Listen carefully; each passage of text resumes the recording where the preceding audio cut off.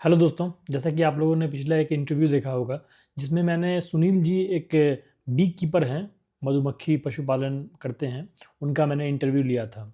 तो उनसे हमने सोचा, समझा और बहुत कुछ जाना भी कि उन्होंने अपना जो तरीका बताया, कैसे हम करते हैं, एक अच्छे तरीके से वो कर रहे हैं बी कीपिंग।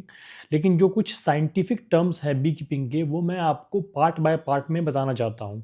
तो जिसके लिए आज मैं शुरुआत करूँगा अपने पहले पार्ट का।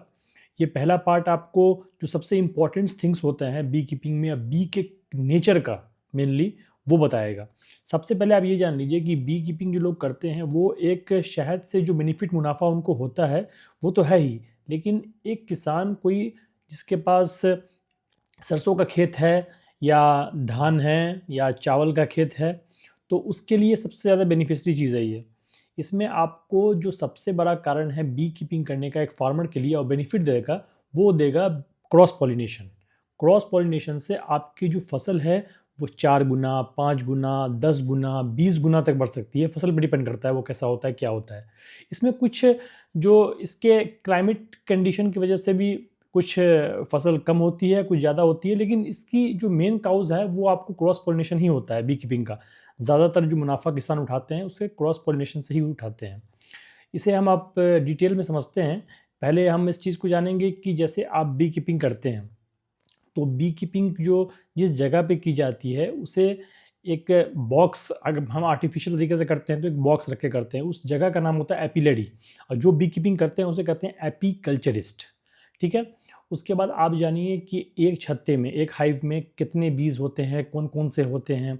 सबसे पहले एक छत्ते में एक क्वीन बीज होती है। उसके बाद ड्रोन्स होते हैं जो मेल होते हैं। उनकी संख्या करीबन 100 डेढ़ 100 के करीब होती है और सबसे ज़्यादा उसमें होते हैं वर्कर्स। वर्कर्स का सारा काम वर्कर्स करते हैं, मतलब सैनिटरी, नर्सिंग, बी कलेक्ट करना, मतलब पॉलिन्स कलेक्ट करना, बी बनाना, सॉरी, ये हनी बनाना, वैक्स बनाना, छत्ते की हिफाजत करना, यहाँ तक कि जो डंक मारती है ना वो भी आपको वर्कर ही मारती है, ना कि ड्रोन और ना कि क्वीन। क्वीन का काम क्या होता है इसमें? क्वीन का काम होता है सिर्फ एग लेडिंग करना, अंडे देना, और ड्रोन का काम होता है कि क्वीन को प्रेग्नेंट करना। ये एक बहुत इंटरेस्टिंग फीचर है जिसे न्यूपचियल फ्लाइट कहते हैं, मैरिज फ्लाइट कहते हैं। ये उड़ते उड़ते जब एक क्वीन को अंडे देना होता है तो वो हवा में उड़ती है, वो एक इशारा करती है ड्रोन्स को। ड्रोन्स उसके साथ मेटिंग करते हैं, इसे इस प्रक्रिया को हम मेटिंग कहेंगे। मेटिंग करते हैं।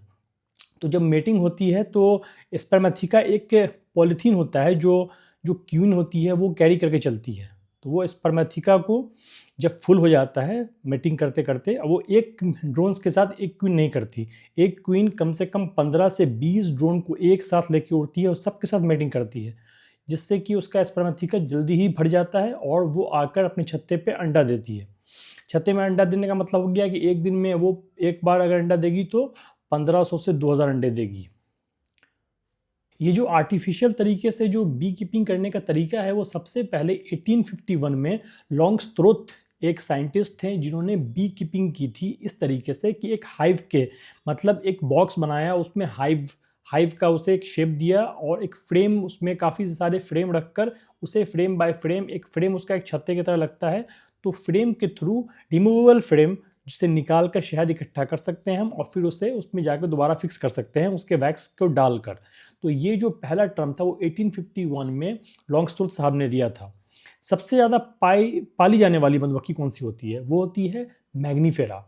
इटालियन बीवी कहते हैं उसे। वो सबसे ज़्यादा इंडिया में और हर जगह पाली जाती है क्योंकि वो एब्सकॉन्डिंग नहीं करती। एब्सकॉन्डिंग का मतलब वो अपनी छत्ते को छोड़कर नहीं जाती है। जब छत्ते को छोड़ के जाना होता है तो बहुत बड़ा जो उसका कारण होता है कि छत्ता खराब हो गया, उस पे किसी जानवर का अटैक हो गया, तो ही वो छत्ता को छोड़ के जाती है। ज़्यादातर वो ऐसा नहीं करती है, वो काफ़ी लॉयल होती है। तो दोस्तों पार्ट 1 में मैं आपको बस इतना ही बताना चाहता हूँ। उसके बाद पार्ट 2 आएगा।